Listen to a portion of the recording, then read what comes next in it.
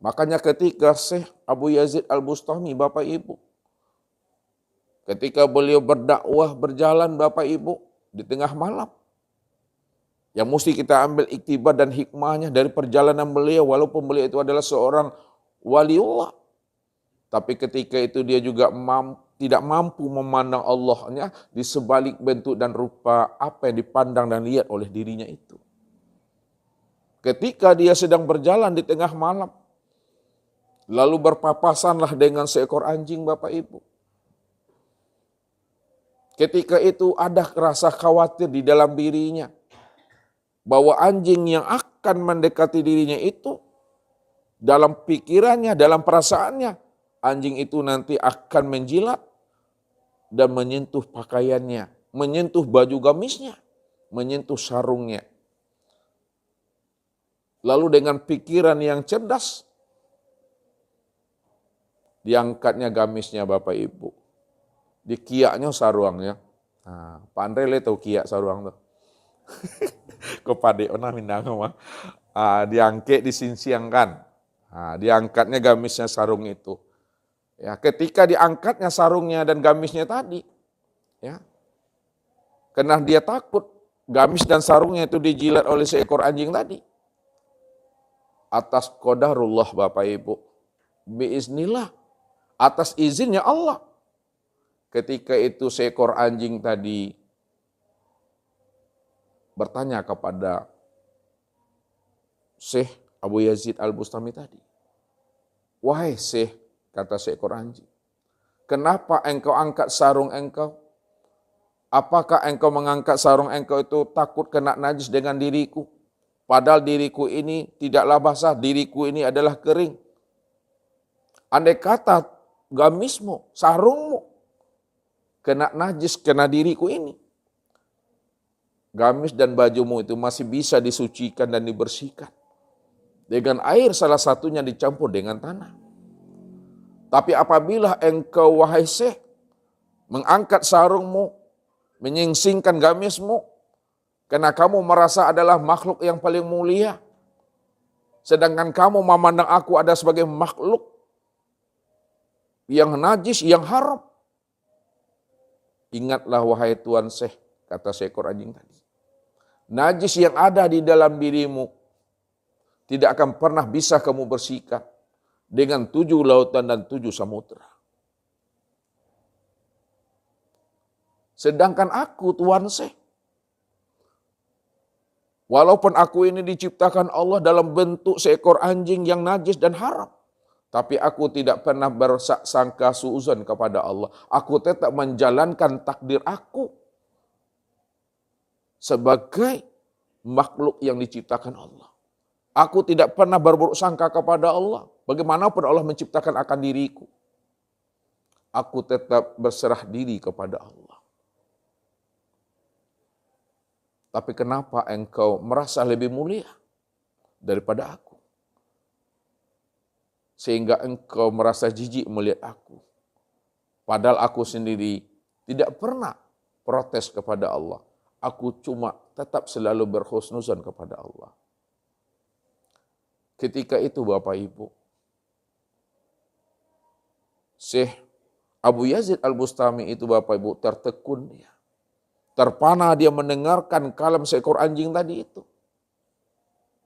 Pada saat itulah dia minta maaf. Setelah Tuan Guru tadi minta maaf kepada seekor anjing atas kekeliruan dia, atas kekhilafan dia. Tidak mampu memandang Allahnya di balik apa yang dia pandang. Sehingga dia memandang seekor anjing itu adalah makhluk yang hina. Dan dia adalah makhluk yang mulia. Maka ketika itulah Tuan Guru tadi minta maaf dia kepada makhluk yang bernama seekor anjing tadi. Setelah dia minta maaf, apa kata Syekh tadi? Wahai sahabatku, ya, ikutlah pergi bersama aku, pergi berdakwah. Aku akan melanjutkan perjalanan dakwah aku ke suatu tempat dan suatu negeri. Kata Tuan Guru tadi. Apa kata seekor anjing tadi? Wahai Tuan Syekh, saya tidak mau ikut dengan dirimu. Cukuplah kita sampai di sini saja. Kalau aku ikut beserta dirimu, Kamu selalu disanjung-sanjung dan dipuji oleh orang, sedangkan aku akan dilempar oleh jamaahmu. Aku dianggap adalah hina. Daripada aku dilempar oleh jamaahmu dan membuat kamu nanti malu. Kamu berteman dengan aku. Kamu membawa aku padahal aku adalah makhluk yang hina, makhluk yang najis dalam pandangan jamaahmu. Lebih baik kita berpisah di sini saja. Kamu lanjutkan perjalananmu berdakwah, aku juga akan lanjutkan perjalanan aku.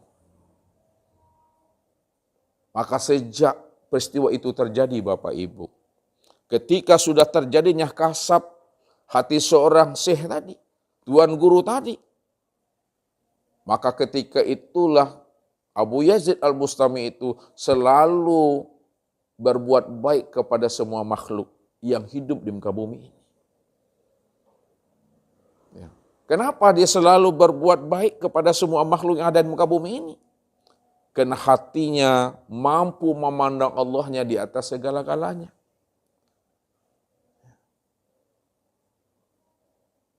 Begitulah sebenarnya putusnya pandangan kasab hati kita ini untuk memandang Allah. Sehingga setiap apa yang kita pandang dari sebuah makhluk, dari setiap namanya alam ini, senantiasa menghantarkan hati dan rohani kita itu untuk selalu hadir bersama Allah. Begitu juga Bapak Ibu. Ketika Nabi Isa berjalan dengan anak muridnya, dengan sahabat-sahabatnya, pada saat itu sahabat-sahabatnya Nabi Isa Bapak Ibu juga berpapasan dengan bangkai yang telah membusuk. Pada saat itu sahabatnya Nabi Isa nih Bapak Ibu menutup hidungnya dengan kedua telapak tangannya sambil berkata apa? Alangkah busuknya bangkai yang telah mati ini.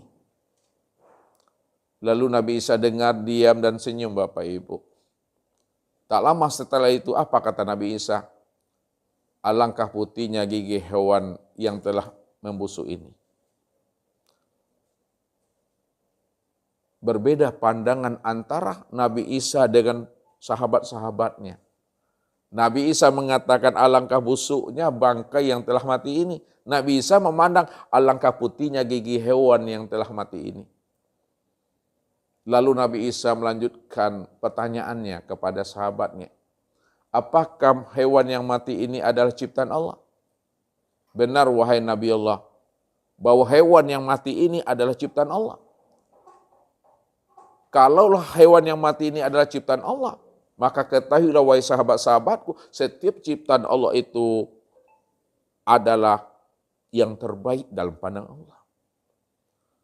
Kalaulah setiap hewan yang mati itu adalah ciptaan Allah dan yang terbaik dalam pandangan Allah. Tapi kenapa manusia tidak mampu memandang sisi baik dan sisi yang terbaik dari setiap apa yang diciptakan dan dijadikan Allah. Walaupun itu dia sudah menjadi seonggok bangkai. Lalu apa kata Nabi Isa selanjutnya? Ketahui wahai sahabatku, sesungguhnya manusia ini selalu mengeluarkan apa yang ada di dalam dadanya dan apa yang ada dalam pikirannya. Kalaulah di dalam dada dan pikiran manusia itu baik, insya Allah, maka apa yang disebutnya, apa yang disampaikannya, apa yang diutarakannya, dan apa yang dipandang dan dilihatnya pasti baik. Tapi kalau di dalam dada dan pikiran yang tidak baik, pasti dia akan mengeluarkan yang tidak baik. Maka sesungguhnya manusia itu selalu mengeluarkan apa sebenarnya yang ada dalam dada dan pikirannya itu. Disitulah rahasia Nabi Isa itu mampu menghidupkan jiwa-jiwa yang mati. Dia mampu memandang Allahnya di situ. Dari setiap apa yang diciptakan, dari setiap apa yang dijadikan. Jadi jangan dipandang bentuknya, jangan dipandang rupanya. Pandang rahasia segala bentuk dan rupa itu siapa. Ini yang diajarkan oleh Allah kepada kita untuk melatih pandangan hati untuk memandang Allahnya di sebalik yang tersurat dan yang tersirat. Apa kata Allah? Kulin zuru maza fis samawati wal ard. Perhatikan olehmu, lihat olehmu, pandang olehmu. Apa yang tersembunyi, apa yang tersirat, apa yang terselubung di balik langit dan di balik bumi. Allah tak pernah mengajari kita pandang olehmu langit, lihat olehmu bumi. Tidak pernah Allah ajar seperti itu. Tapi lihat, perhatikan yang tersembunyi, yang tersirat di balik langit dan bumi. Yang tersurat di balik langit dan bumi itu aku, kata Allah. Bahwa akulah sebenarnya hakikat. Akulah sebenarnya rahasia.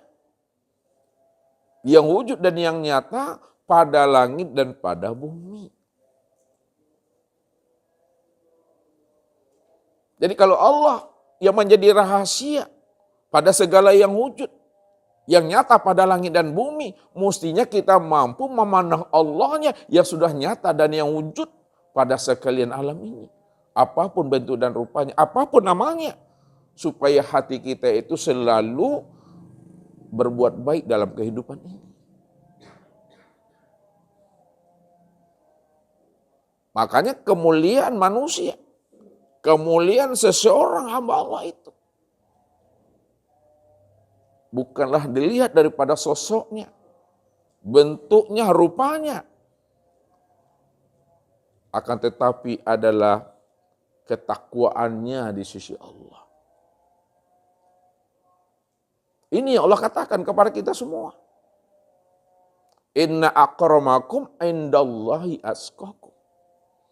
Sesungguhnya orang-orang yang karamah di sisi Allah, orang-orang yang mulia di sisi Allah, adalah orang-orang yang mana hati dan jiwanya telah benar-benar tunduk dan patuh kepada Allah. Hati dan jiwanya ini benar-benar jinak kepada Allah. Hati dan jiwanya mampu memandang Allahnya dari segala bentuk dan rupa.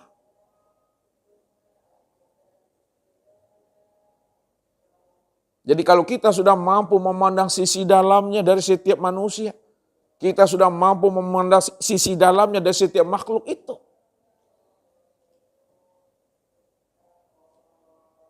rupanya ketika mampu memandang sisi dalamnya dari setiap manusia dan dari setiap makhluk, rupanya dirinya dengan diri kita itu satu jiwa, satu nafsi, satu wujud, satu rupa dan satu rahasia.